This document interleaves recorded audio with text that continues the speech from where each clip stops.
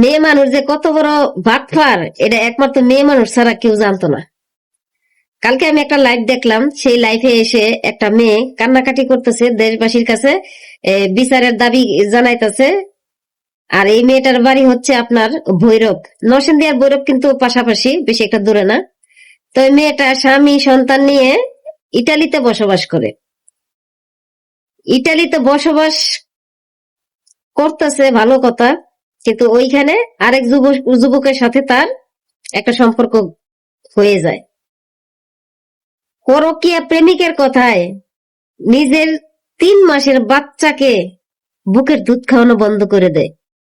কত ভালোবাসে পরকীয়া স্বামীকে। যখন স্বামী জানতে পারলো যে এই মেয়ে পরকীয়া লিপ্ত হয়ে গেছে, তখন স্বামী তাকে বের করে দেয়।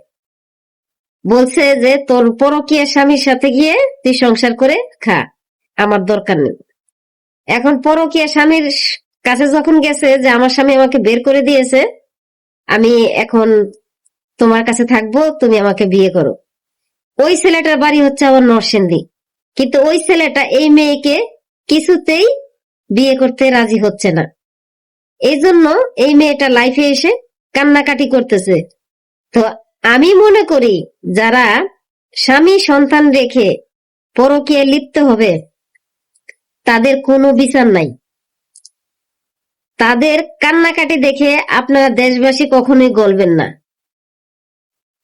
এই মেয়েটা ইতালির মতন একটা জায়গায় থেকে আবারও যদি পরকীয়ায় লিপ্ত হতে পারে, তাহলে আপনি বুঝেন যে ভবিষ্যতে এই মেয়েটা কি করতে পারবে।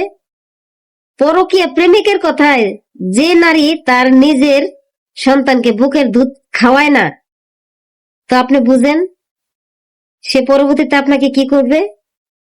এদের কোনো শাস্তি নাই, এদের কোনো বিচার নাই। এদেরকে কি করবেন জানেন?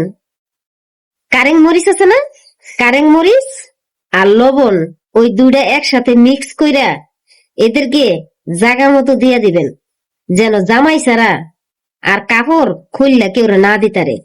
এটাই হয়েছে তাদের একমাত্র শিক্ষা।